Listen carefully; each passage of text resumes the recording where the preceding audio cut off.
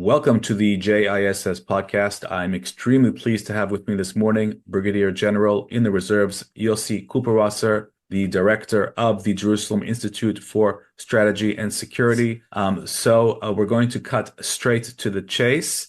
Yossi, we've got so much on the plate to cover, but of course, Iran is the arena that's on everybody's mind.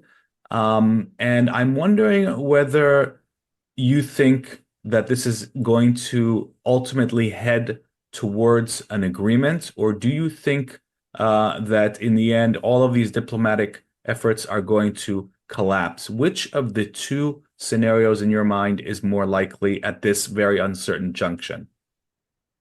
Good morning, Yaakov.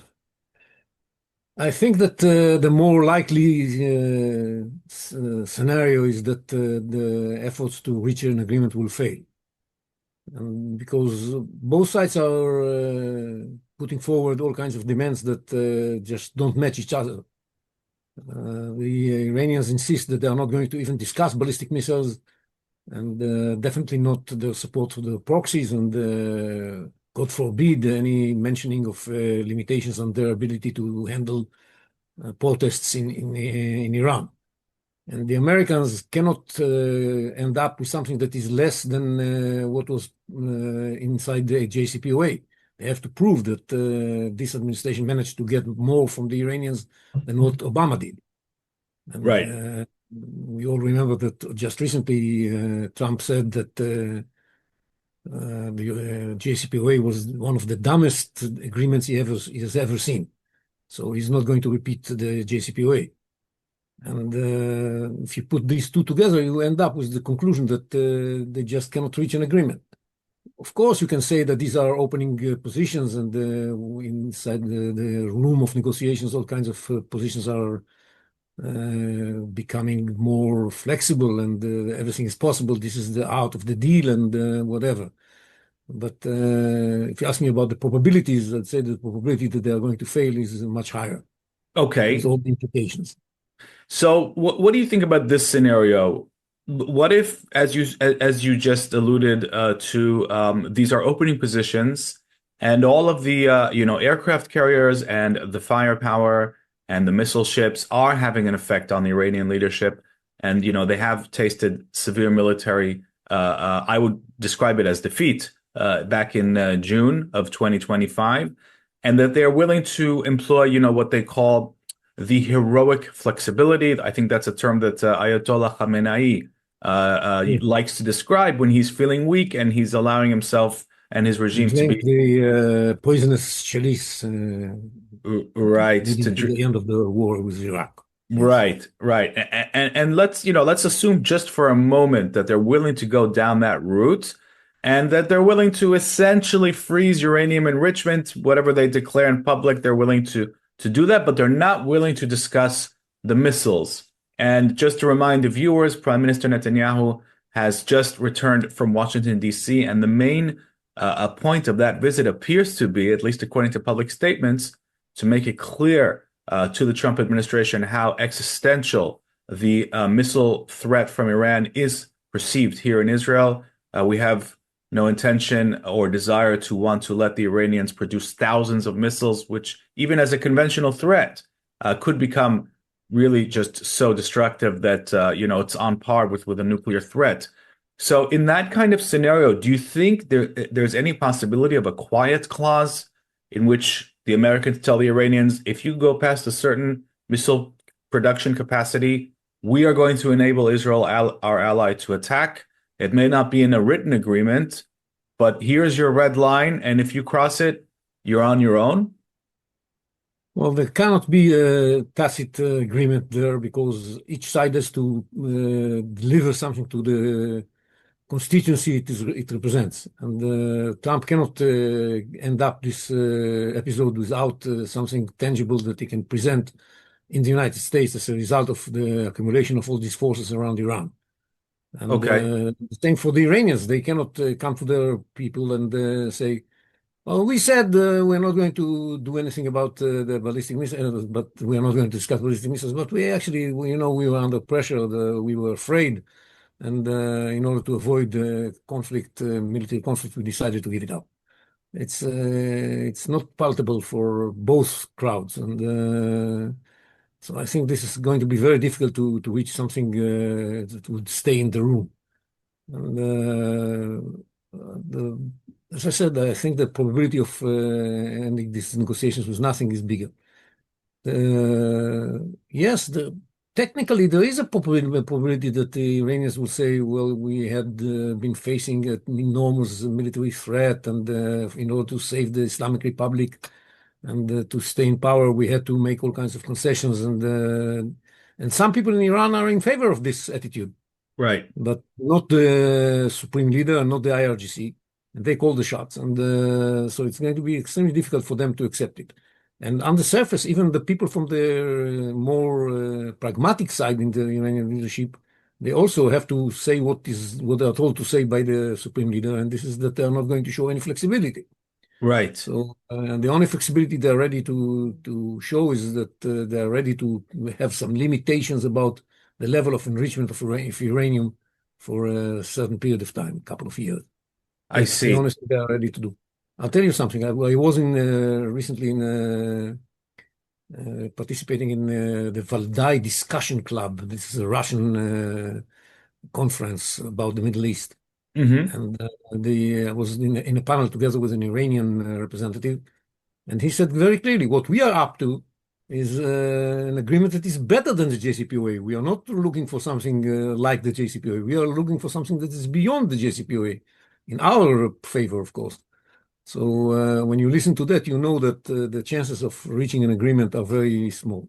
I see. I see. Okay. Well, it's remarkable because that would really, point us to the conclusion that this Iranian regime would, when push comes to shove, it would prefer to face unprecedented American firepower and potentially Israeli too. Because if we simulate the sequence of events that would begin with an American strike and the Iranian threats to retaliate not just against American bases with missile fire, but also against Israel, that would drag us in, and they would face the two most capable militaries in the Middle East. And that could end up creating a domino effect that could destabilize them. Of course, nobody knows where that would go, but they would rather face that scenario than I think, deceive themselves into the Americans, or try to deceive the Americans into buying more time. well, I think their calculation is the following. First of Hmm. all, there's no guarantee that an American military operation will bring about the collapse of the Iranian regime. Right. They believe that the main threat for the stability of the regime or the survival of the regime is coming from the Iranian people itself. And they are under the impression that what they did on the 8th and 9th of January created the deterrence necessary in order to convince the people of Iran not to go back to the streets. And if they do, they can handle it again like they did on January 8th and 9th.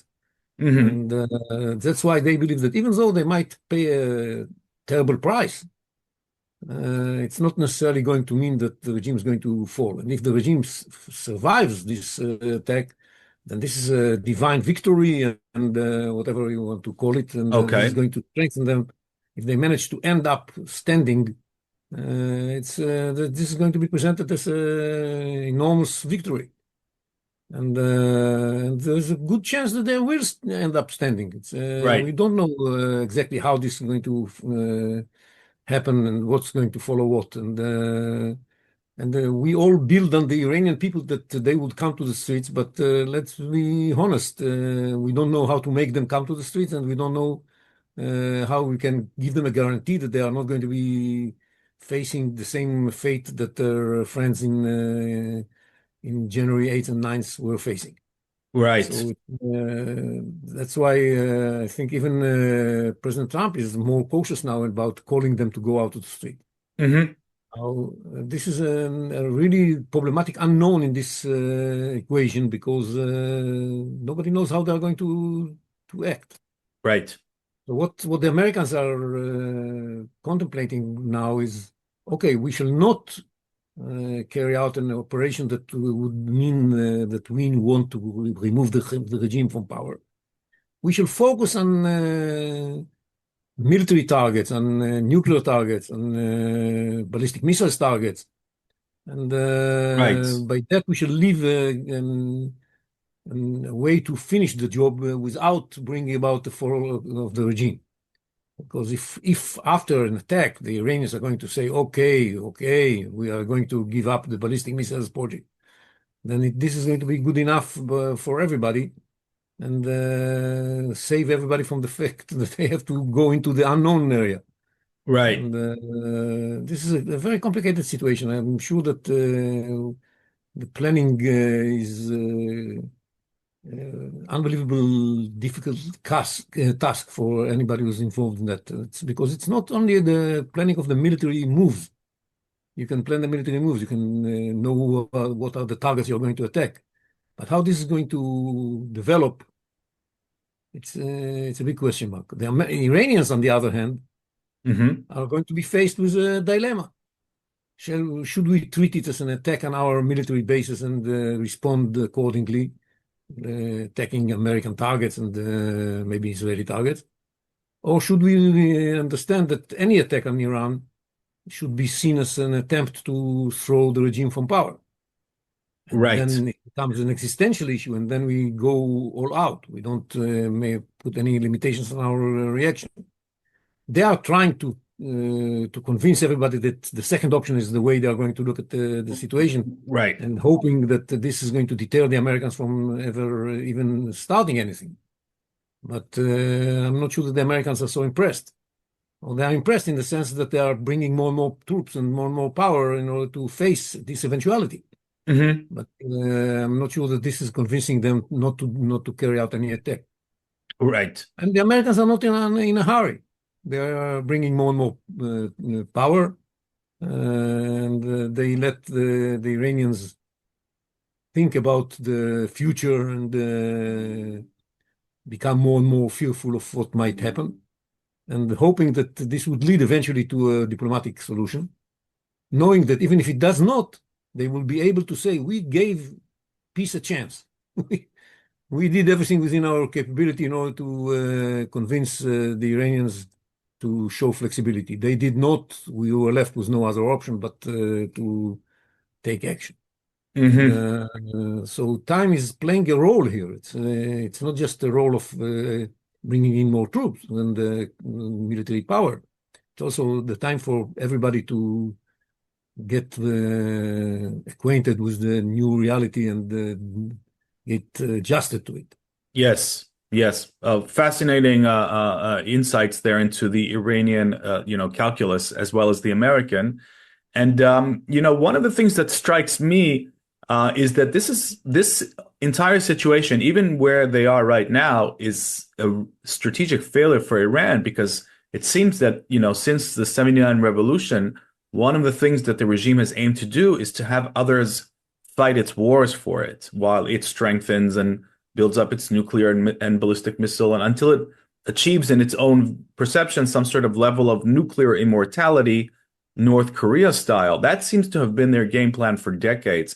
And now they find themselves, in the space of a year, fighting Israel on their own with nobody except the Houthis, fighting with them. Proxy strategy collapsed. Now they're looking at a situation of dealing with the Americans head on, and as well as potentially Israel.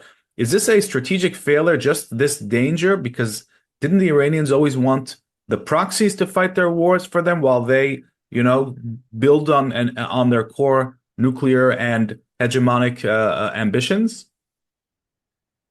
Not necessarily. The role of the Okay, proxies was, first of all, in order to pose a threat to Israel and bring about the fall and collapse of Israel right. and disappearance. That was the main role.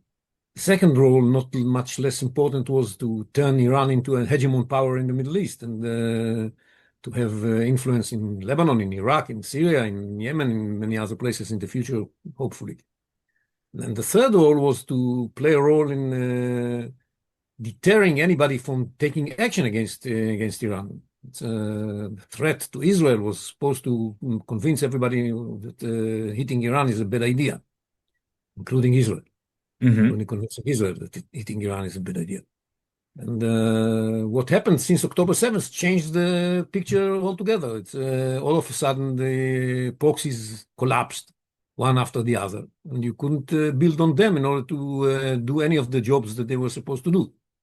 And so but it's not that they were supposed to fight for the nuclear project of Iran. The Iranians have built the ballistic missiles capability for that purpose, and it was there in order to help Iran deter and retaliate if somebody does take any action against the ballistic missile, against the nuclear project.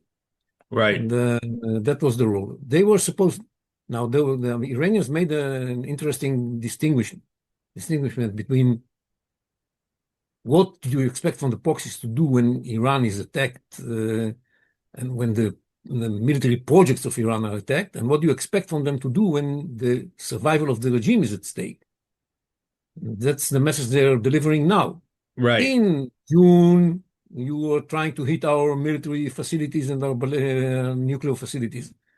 And that, for that purpose, we didn't need the proxies. We were able to fight it by ourselves. But now that you threaten to try and topple the regime, this is a different picture and a different story. And now it's going to be a regional war, and the proxies are going to be involved, and we expect the proxies to take action.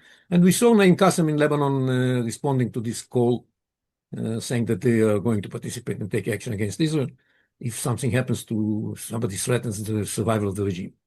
Right. I think what's going to happen is that it depends on the way the Americans are going to play their hand. If they're going to attack only military targets, not necessarily we should see the rest of the proxies taking action.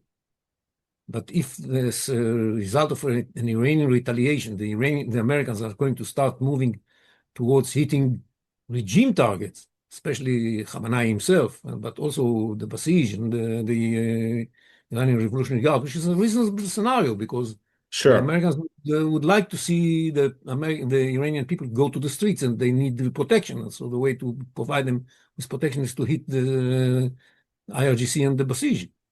And if this is going to start happening, then it's more reasonable to expect Hezbollah and Iraqi militias the Iraqi militias that are close to Iran, and of course the Houthis, to take action against Israel and against American targets as well. Right. Right. If we're talking about a scenario of broad military conflict, do you think that Iran's energy sector, which is used, of course, to fund its war machine and its proxies and its missiles and its nuclear work and the IRGC, is the energy sector going to be on the American target list?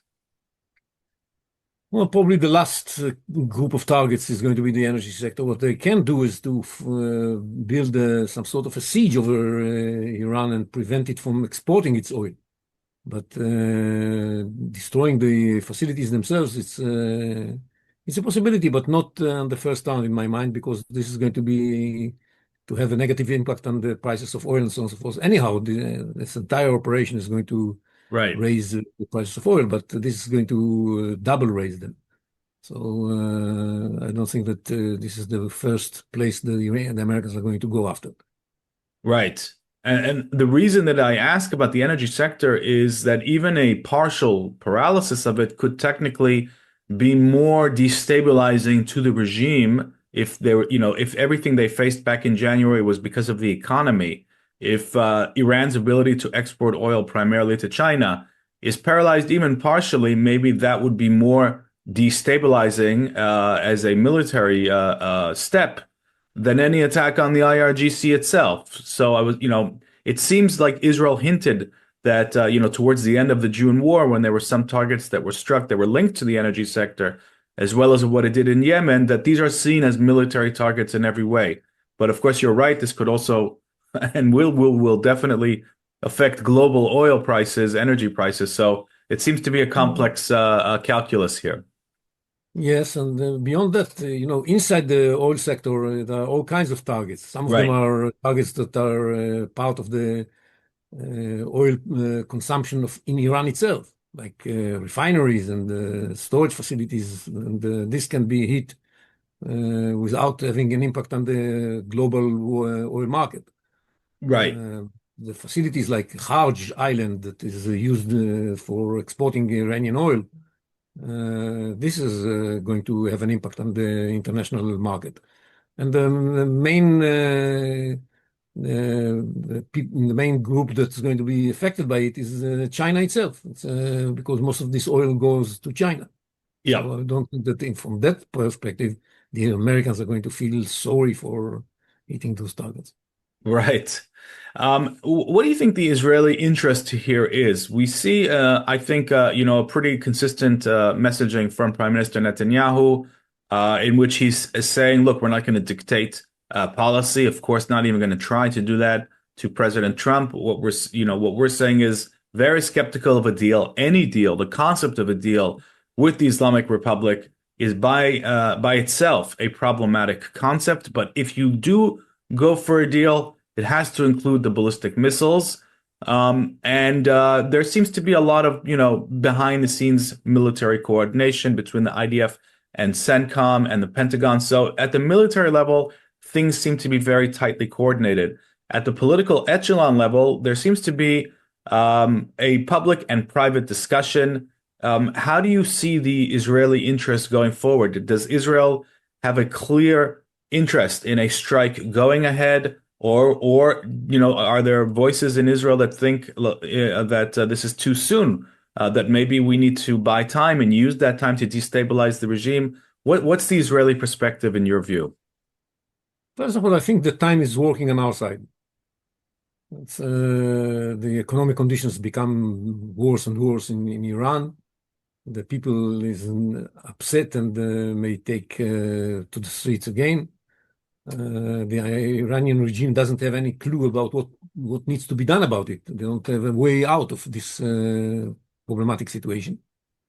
And the more pressure is being built on them, and the more military capabilities are brought by the Americans to the arena, it's putting more pressure on the Iranians. And this is a good process from an Israeli point of view.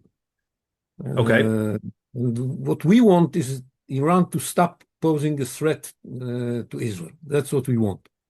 We understand that in order to make it permanent, that this threat is not going to re-emerge in the future, we need a change in the regime.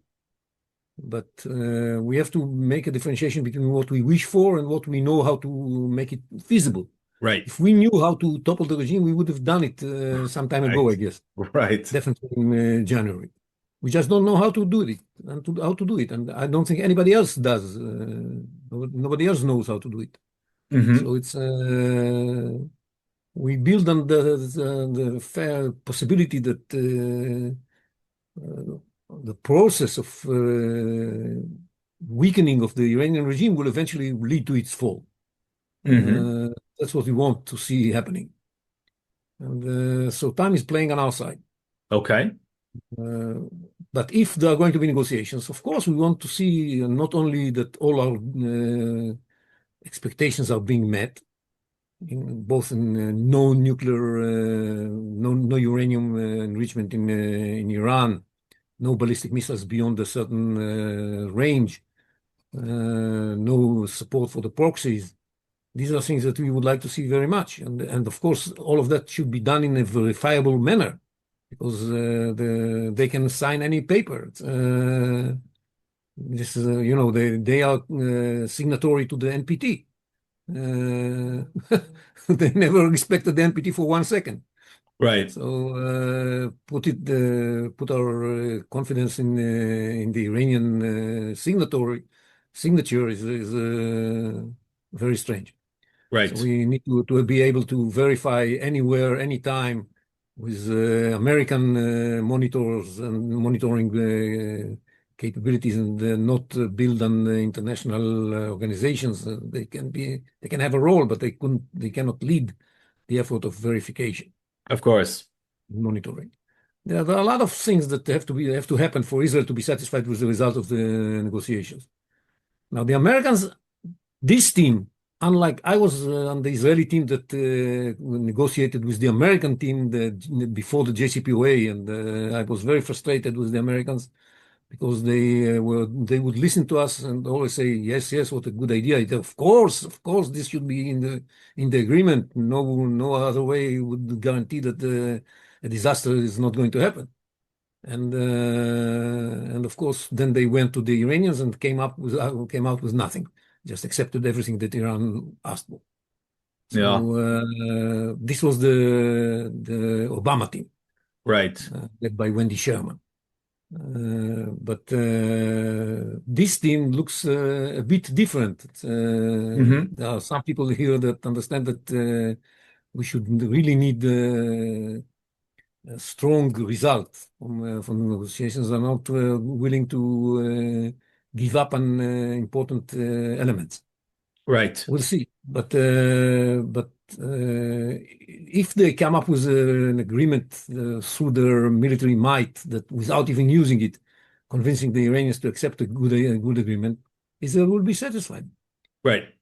It's not what we ask for. It's not what we want because we understand the change should be the result should be a change of the regime. But if we don't know how to achieve it, let's be satisfied with what we can achieve. Yes. That's the point. Now, if you look at it from the Iranian point of view, they say to themselves, "Look, we've been to the lion's den. We were facing a real threat to our stability in early January. We managed to survive. You cannot threaten us. You don't know how to topple us, and we shall stay in power." And Hmm.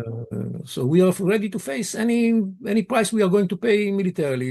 Okay, so you are going to destroy this target, that target. Okay, we shall rebuild it sometime, but we shall Right. stay in power because this regime is there in order to. It has a mission that they really believe in. That the mission of spreading Shiite radical Islam around the globe, Yep. especially in the Middle East in the first stage, and getting rid from of Israel who stands in the way. And that's the purpose of the existence of the Islamic regime in Iran. And Yes. as long as we stay in power, we shall eventually reach our targets. Nobody said to us that it will be achievable within 47 years. It might take 94. But you cannot afford losing power.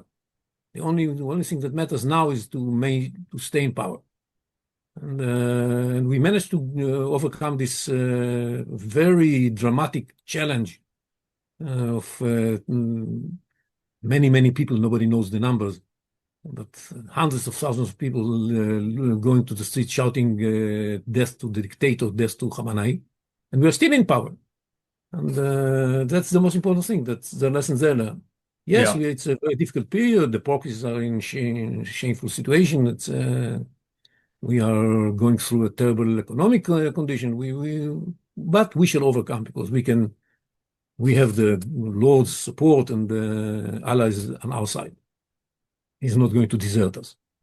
And that's the way of looking at this matter from both sides. And they cannot afford, look, in Islamic thinking, when you are faced with a very strong enemy, you can show some flexibility.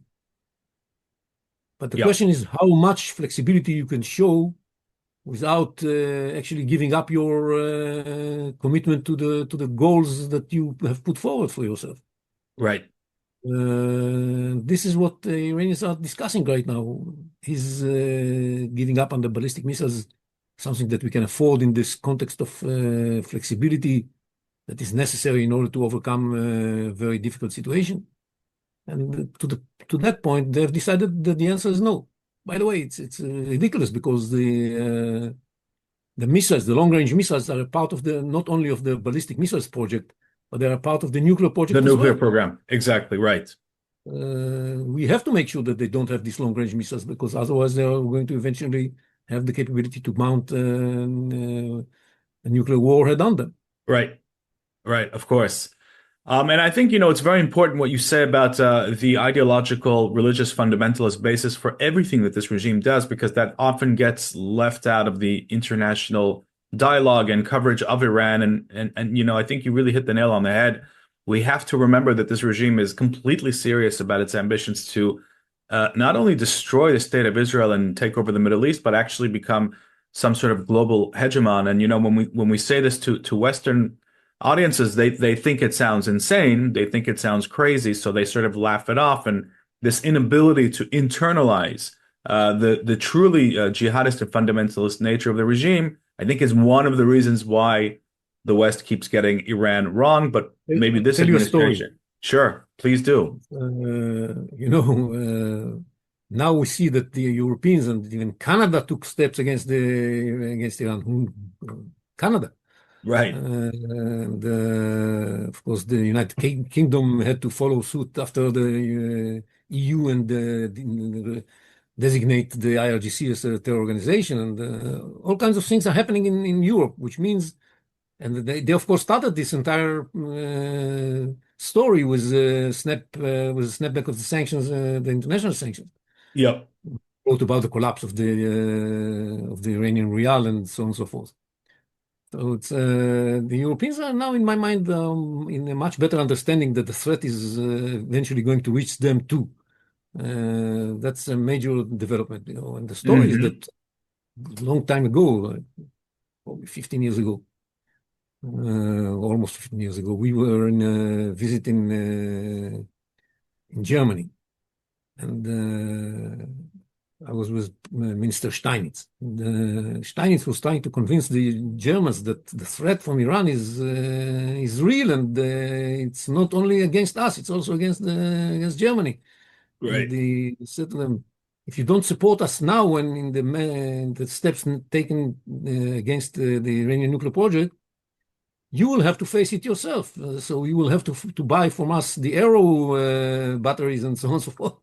And look what happened now. It's exactly what takes place. The prophecy has been fulfilled.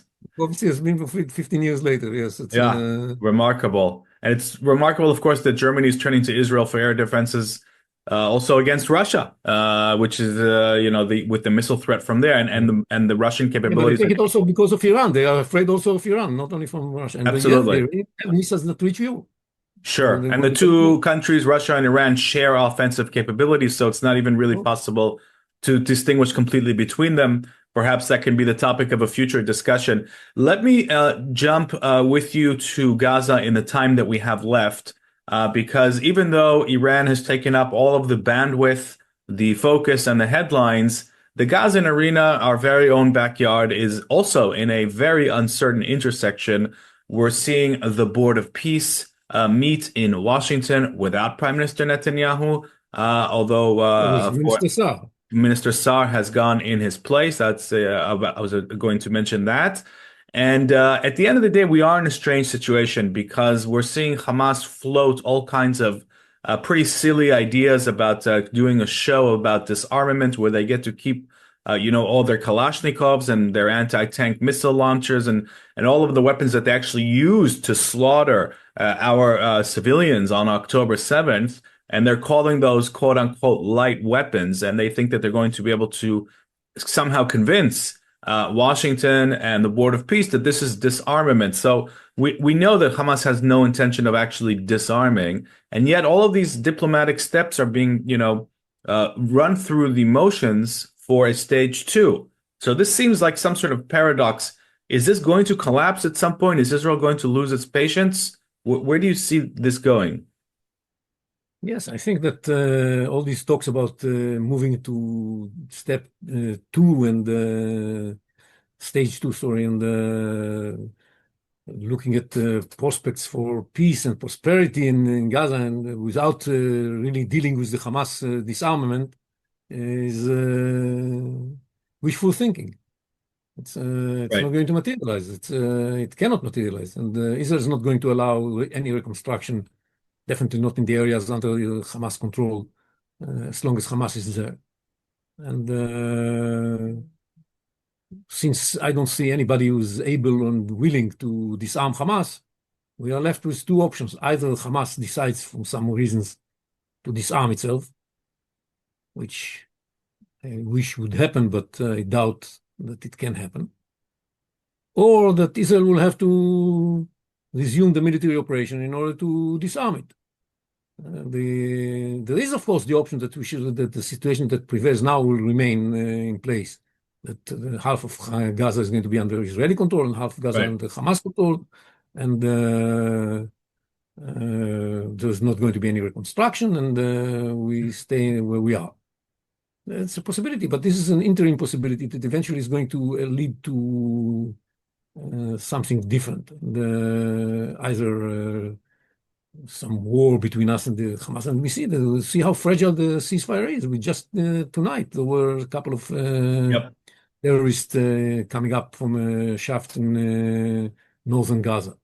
And we are aware of the fact that many of them do the same in southern Gaza, in the Rafah area. So people say the lunch break is where you eat. Ceasefire is where you fire.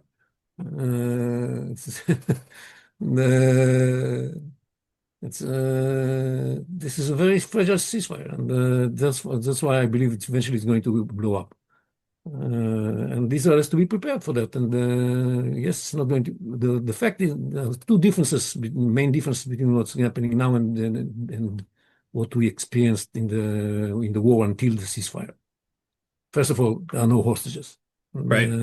This allows Israel to have much greater room to maneuver.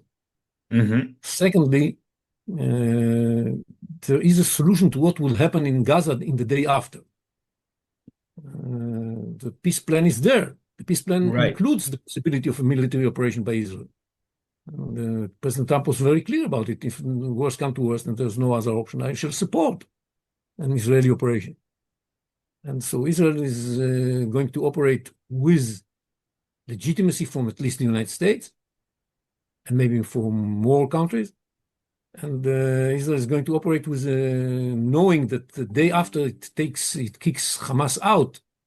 And there's a question, what does this exactly mean? But suppose we manage to kick Hamas out, then there is a structure that's going to replace us as those who rule Gaza.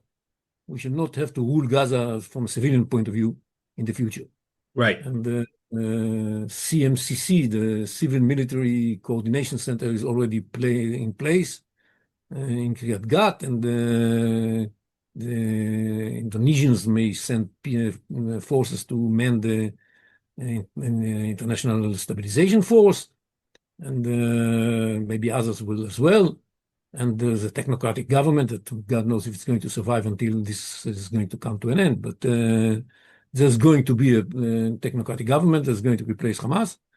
And because the fear that the military in Israel had before, when it was faced with the need to take action in Gaza in order to remove Hamas from power, was, first of all, that it was going to hurt the hostages.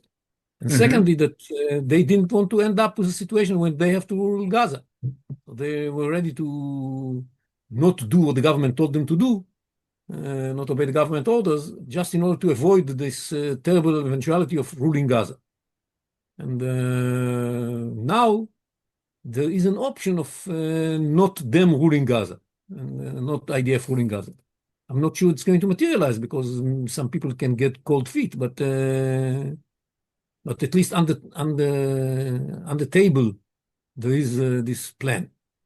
Right. This plan was already translated into all kinds of nice PowerPoint presentations by Jared Kushner and others that say, how is Gaza going to look like in the day after? So you know what prosperity and tranquility and success is waiting for the people of Gaza in the future if they just choose to go this way.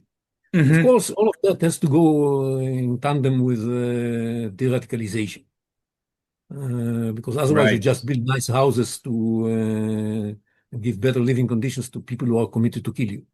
Well, this makes no sense. Right. So there's got to be a beginning, at least, of a different de-radicalization process.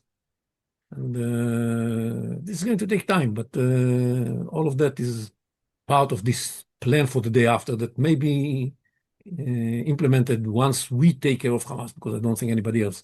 Or if Hamas decides enough is enough, we give up. Right. Which I don't build on that. Yeah, that's very hard to imagine. So two quick follow-up questions based on what you're saying. first of all, would you agree with the assumption that any post-war a real replacement to Hamas, and we're operating on the assumption here that this will only work if Hamas is militarily uprooted by the IDF in Gaza City, in the central camps, in the areas that they still control. After they're uprooted, would you agree that any post-Hamas political security setup will still need to be completely based on ongoing Israeli security operations in the form of at least raids, the way that we see in area A of Judea and Samaria? That's the first question. And the second question is, what do you make of the presence of Qatar, of Turkey on the Board of Peace? There's a very rigorous debate here in Israel about that. Basically, adversaries are on this board. Are they going to enable a proper solution or de-radicalization because they're aligned with the Islamist Muslim Brotherhood Hamas camp? It seems that there's a Trojan horse here in the works. How do you see that playing out? Well, we all want to have a free lunch. That's our dream. But it's very difficult to get one. They had a role in Qatar and Turkey had a role in making this ceasefire possible. They are Mhm. supposed to play a role in convincing Hamas to disarm. If they manage to do that, we shall have to pay a price.